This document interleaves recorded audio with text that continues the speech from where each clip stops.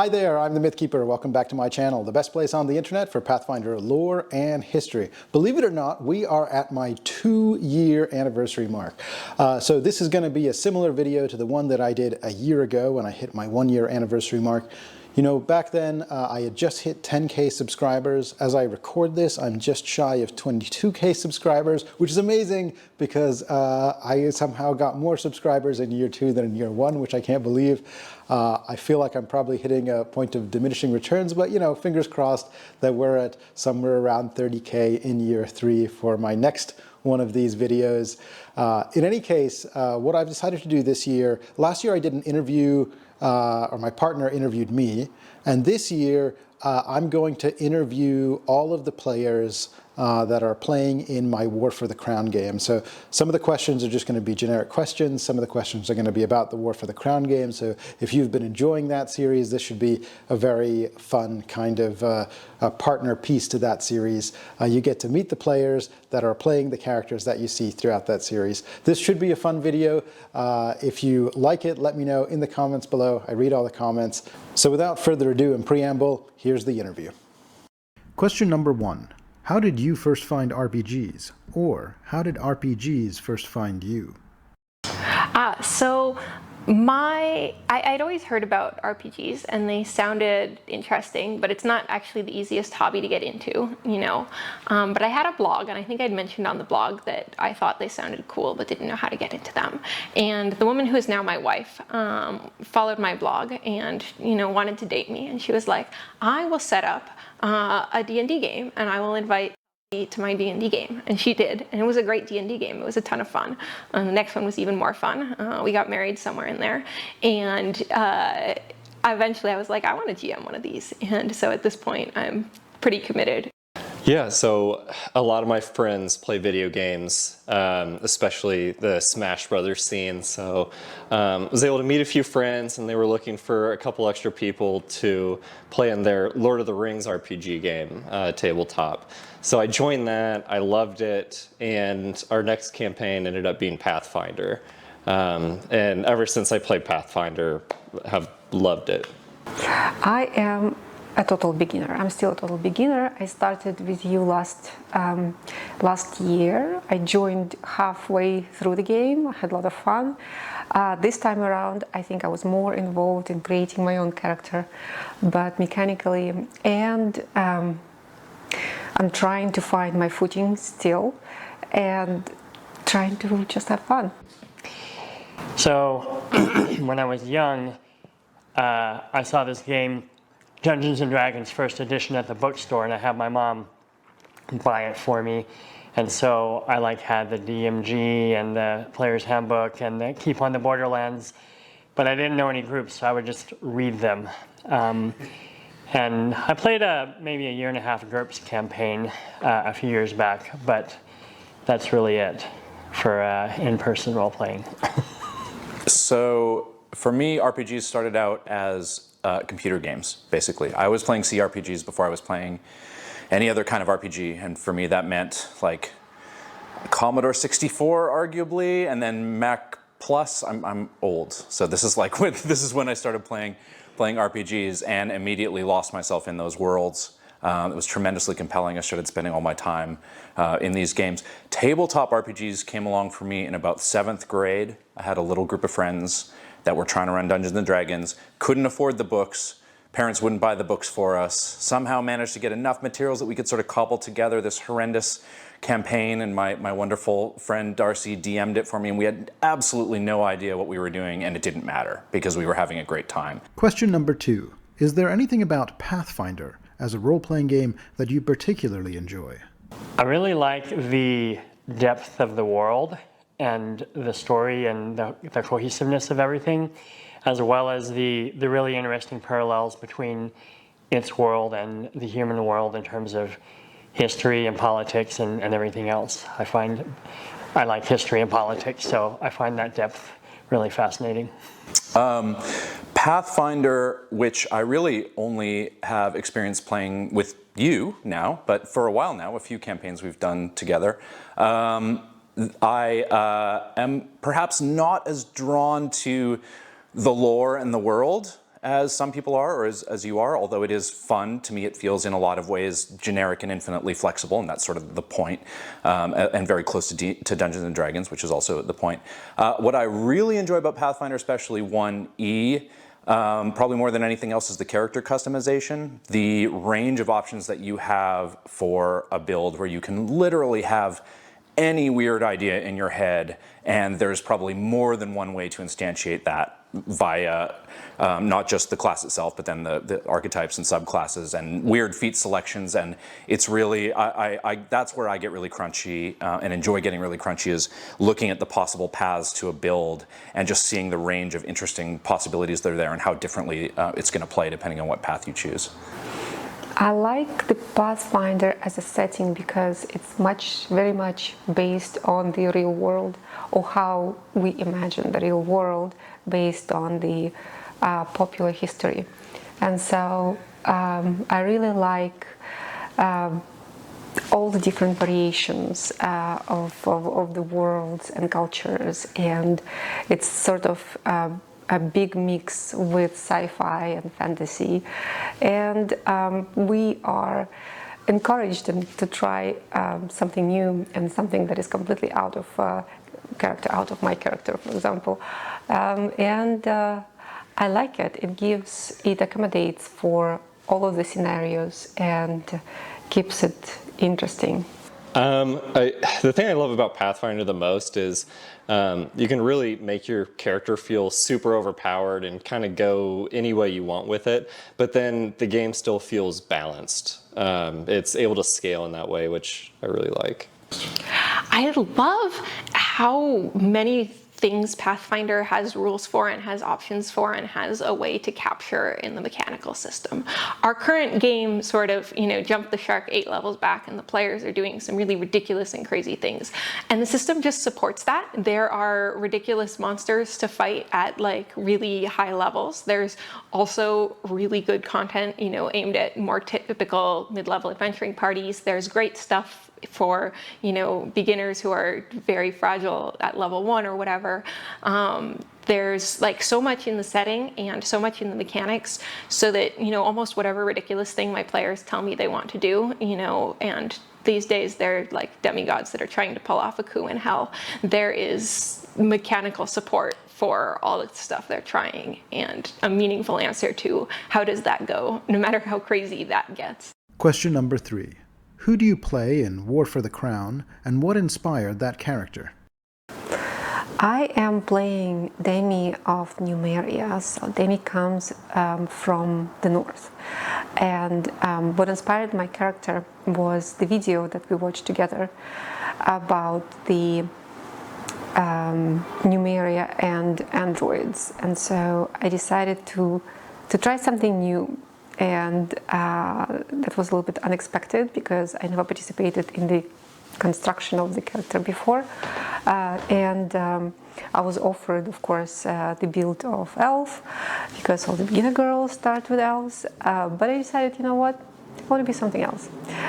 And also, we were watching at the time the show based on the famous book Foundation, and so the main character was Demerzel, and she was a very striking lady, and I decided to pick that character because it seemed to be interesting and fascinating to me.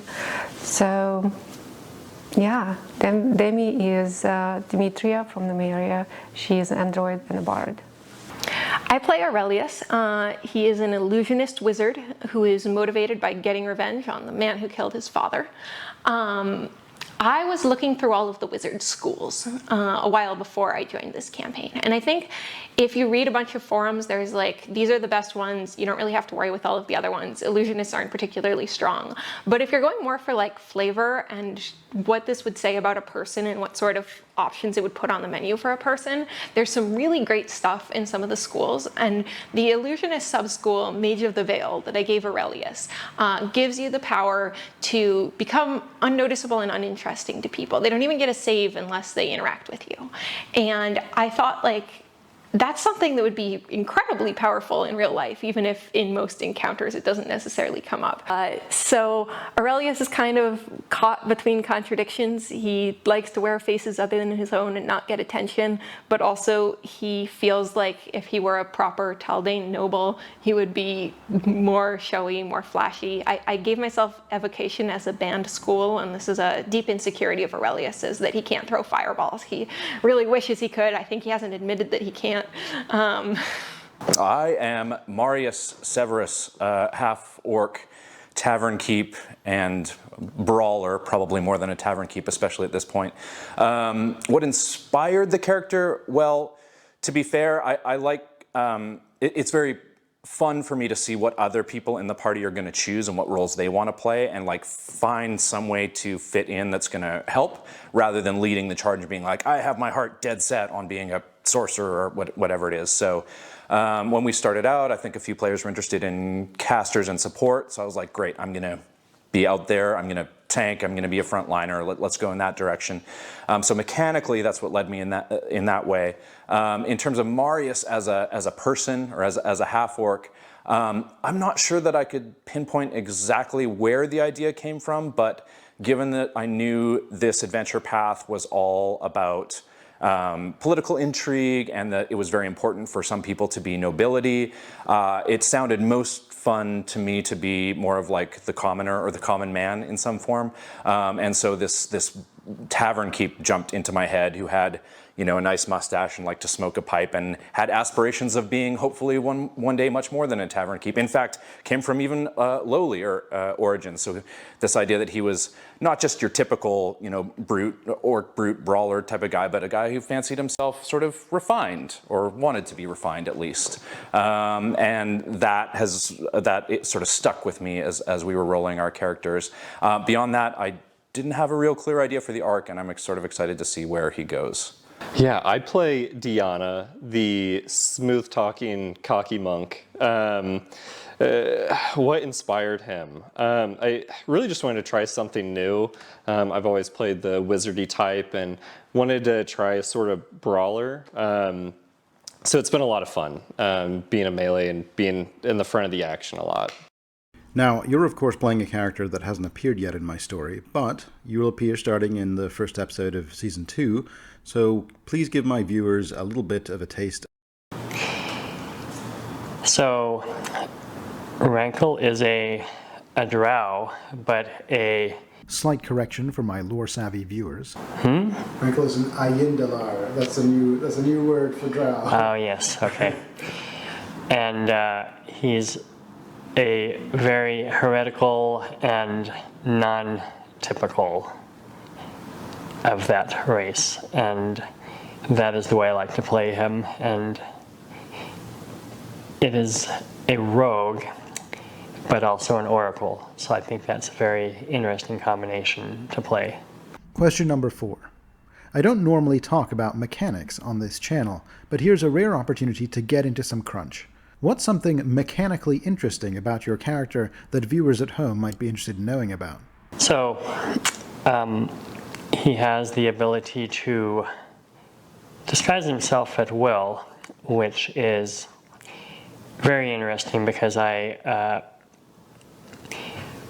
virtually never present as my true self. I'm always incognito, and that allows me to play often a very in the shadows and supporting role, either as an assistant or a servant or some other role that can sort of be in the shadows, and also talk to other people, that servants that the nobles might not necessarily have the opportunity to have as close a contact with. One thing that I really like about Diana is he's a unchained monk with the VMC barbarian, which is a really weird mixture. So you get to have rage ability with a monk, which is super fun, but it kind of self-balances itself because you can't use key powers when you're enraged. So that's a lot of fun. The other thing that I really like about Diana is his fascination with the 10-foot pole. So he uses that any chance he gets. Well, my character is self-repairing robot, and so I have the ability to self-reconstruct. I have nanites that rebuild the interior and exterior if I'm severely damaged, and so that's pretty reassuring because we were getting ourselves into very tough situations sometimes. And being a bard is of course a very powerful build because you can also do a lot not only for yourself but also for your party. One of my signature songs in the beginning was a lullaby and was pretty powerful in the beginning of the adventure when our adversaries were not as strong, and I could put them to sleep because it prevents the bloodshed, and it just in one sweep you solve all your problems. Yeah, so I had to switch my ammo a little bit later on in the game because as we were progressing and we were meeting much stronger enemies, and so I'm not going to put any spoilers in there, but I got some pretty cool things coming my way later on. For sure.